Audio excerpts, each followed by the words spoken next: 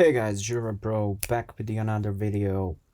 In this video, we're gonna be getting the help of our friendly AI to teach us everything, well, everything about the ScriptRunner and Groovy, as we're actually gonna be starting from scratch.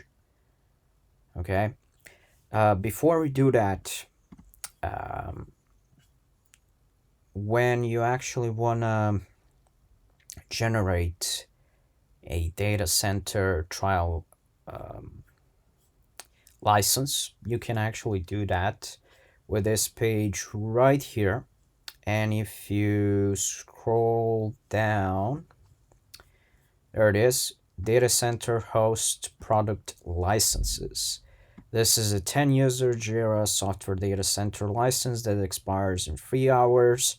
You also have that for Service Desk, you also that for Confluence, you have for Bitbucket, for Bamboo, you also have 10 user data center app license, and the general testing one, which is the 3 hour expiration license. What actually this means, first you apply the 3 hour Jira software data center license.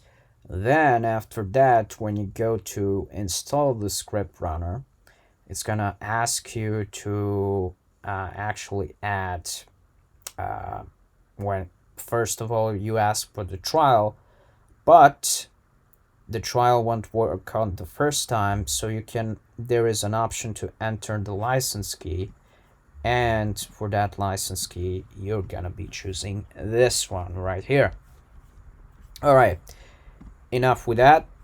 Today I'm gonna be using the Mistral AI, and the reason for this is the Mistral AI is kind of faster when it comes to generating the answers for the questions that you have. And basically, the Mistral AI is on the rise.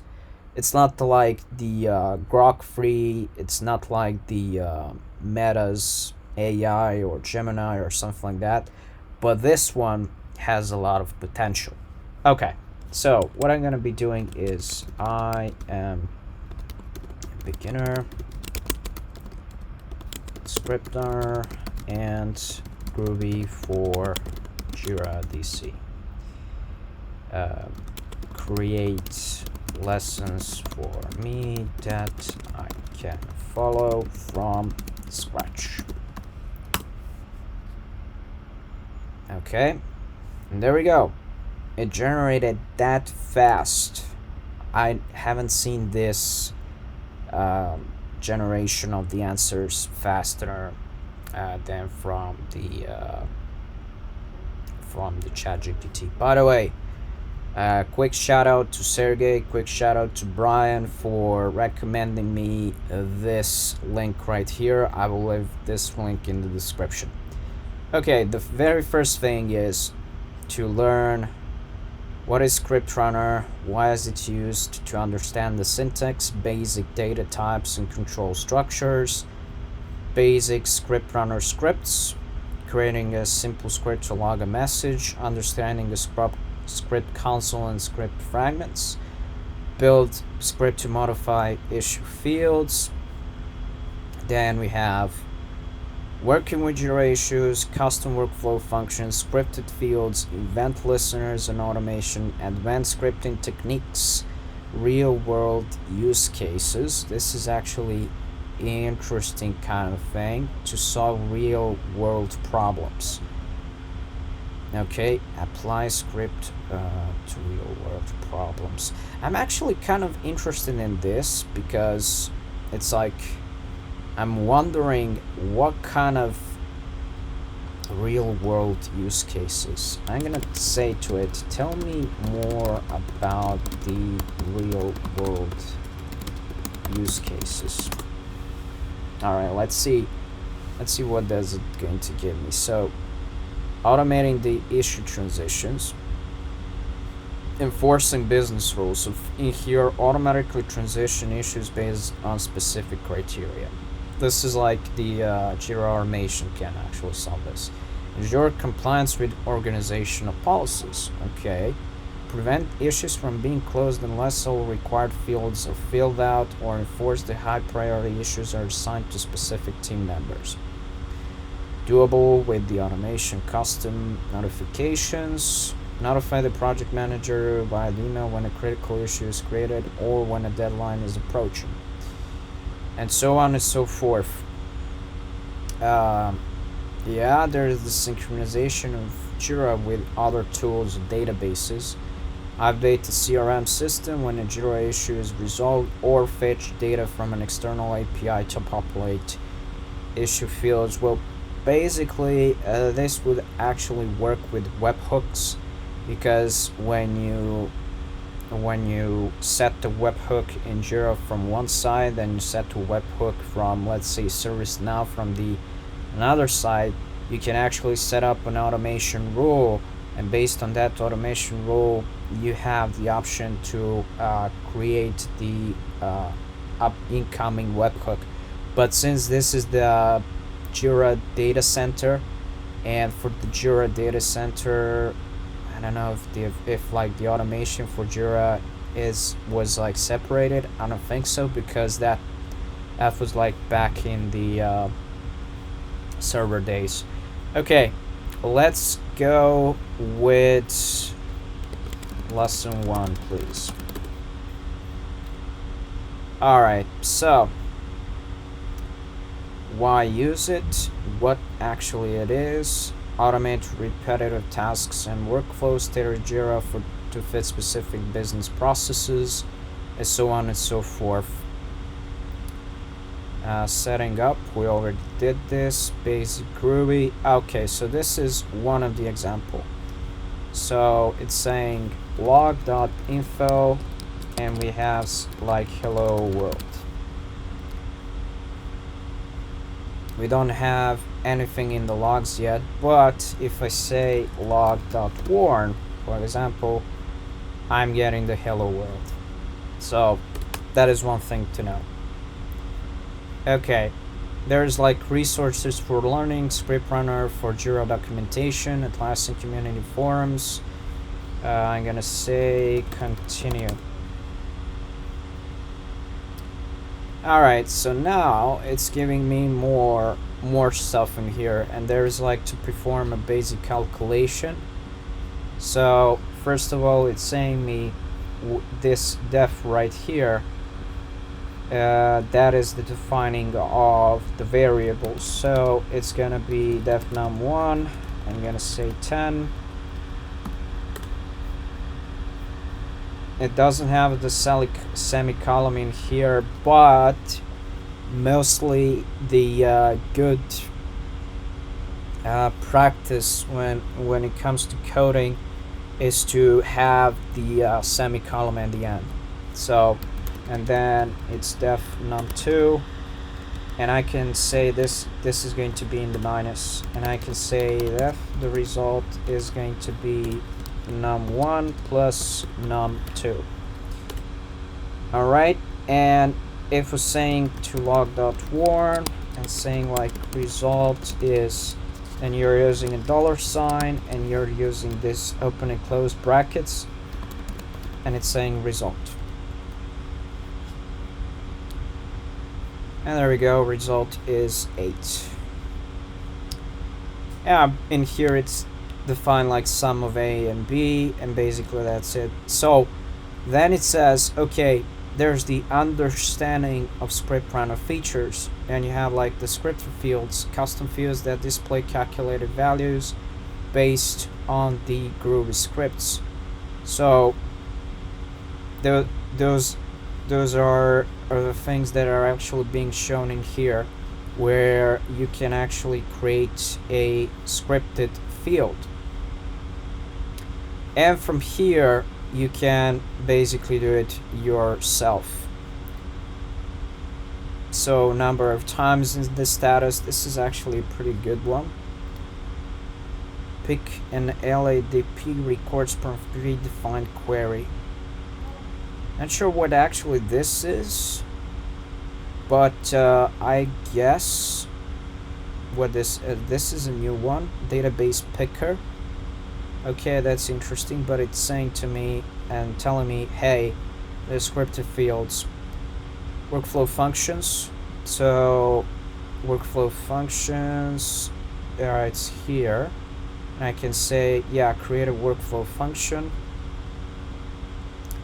What is a transition?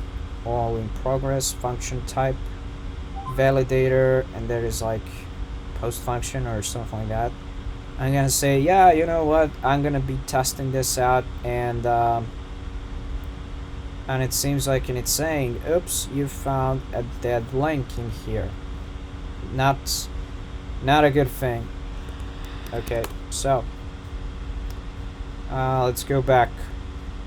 Apparently we have listeners and JQL functions, and it's saying, okay, so ScriptRunner and version, now it's like defining the decimals in here, where it's saying that basically, yeah, these are the variables. So in here it's defined like version, and it's saying 6.0, and it's going like log.warn. The current ScriptRunner version is, you put it in the brackets, and then you put it in as version, a semicolon at the end, and it's 6.0. Okay, that's great. Control structures. Okay, so it's already going towards the if statement. So actually it didn't talk about the true and false values within the variables, which are actually the boolean variables.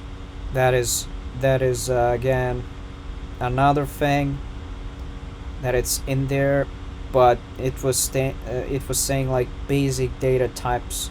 It didn't actually go into strings and to more like, you know, numbers, into booleans, and, you know, into stuff like that. It just showed me this part in here, and it was saying like, oh, you have the if statement, and it's like, oh, this is cool, and it's saying, yeah, and I have the number, and it's saying, and then logs the info if it's greater than 5, else if it's not, number is less than 5. Okay, and I can go ahead and I can try this out if I actually want to do this, for example. So it's gonna be like if number 10, and it's saying if number is greater than 10, I'm gonna say log info, number is greater than 10, and I can say, yeah, after that it comes else, and I'm saying,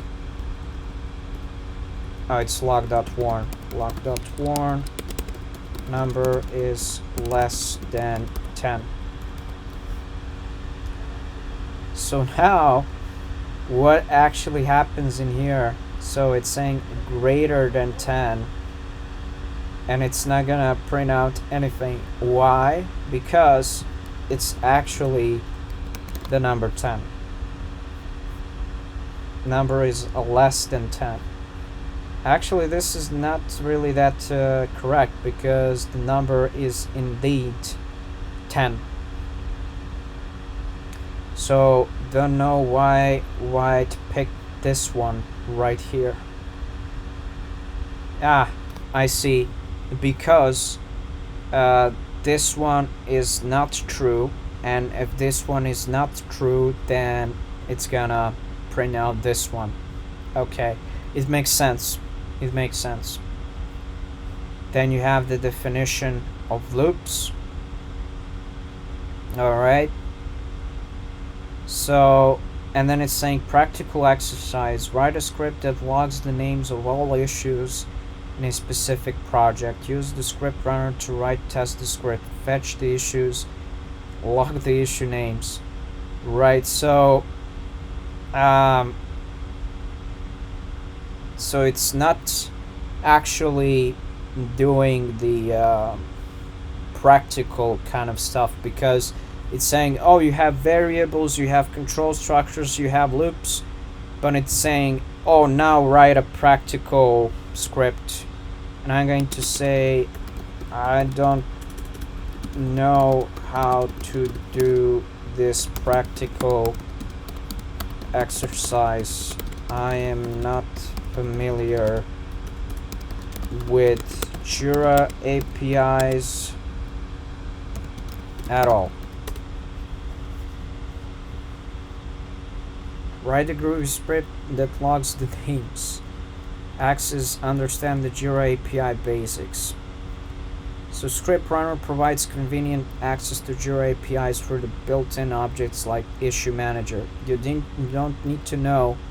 ScriptRunner abstracts much of this complexity. Fetch the issues. Alright, so, and now it's saying, okay, here's a step-by-step script to achieve this. Define the project key. Then fetch issues from the project. So this is how it goes. Iterate over the issues and log their summaries. And it's logging the summaries in here. But if someone didn't know, before each statement they would ask what is, and I'm gonna do that, what is issues dot each. In Groovy, each is a method that allows you to iterate over a collection, such as a list or an array. It is similar to a for loop in other programming languages, but provides a more concise and readable syntax. So it's saying explanations of issues. Issues, this is a collection, and each, this method iterates over each element. So, and it's saying issue, then this is a closure, a block of code that gets executed for each element in the collection. The issue variable represents the current element being processed within the iteration itself. Okay, so if someone would go here, and if they're saying like, oh, define the issue key, no, it wasn't that, project key, yeah. And if we're saying like, okay, project key, and I'm following this, and it's saying what projects I have Scrum. Okay, that's fair. Semicolon, always add it. And then what I also have, definition of issues. And what do I have? I have issue manager dot, and it's saying get issues, get issue objects, and it's saying project key, and it's saying and I'm gonna say issue manager is not declared. This is the error that I've received. Okay, and it's saying indicates object is not available in the code test when you're trying. This can happen if you run in the script in an environment where script runners built in are not automatically available, such as certain script types, or if the script runner is not properly configured. That's not it. So, and then it's saying, okay, this is what I have, and then it's saying, oh, this is the alternative approach. Like what? Why I would actually use this? In reality, you need this one. So you need this with the component accessor import is never referenced. Okay.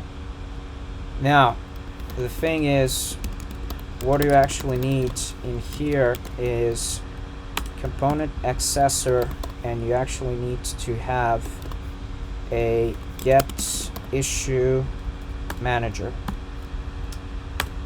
So that's the thing, and then it goes get issue manager and everything else.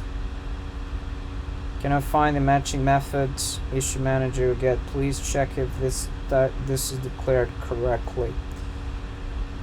So now, if you actually see this,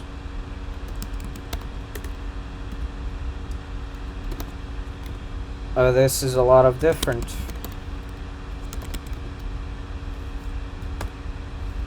And then you have project key. And now it's not saying that there are basically no errors, but the thing is that is actually recommending me in here is actually to use the Hoppy, which is the H API, which makes all of these things more easier. So my opinion on the Mistral AI, it is fast, it can explain you some of the things, but you need to make sure that it actually is having that kind of structure.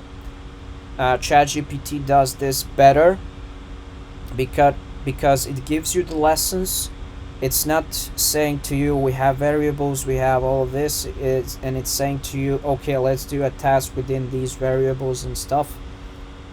And it's not like jumping from one topic to the another topic. So that is the thing that ChatGPT is not doing, and this is why I believe that its language learning models are kind of better developed. So yeah, that is on today's video. Don't forget to like, share, subscribe to the channel. See ya. Bye.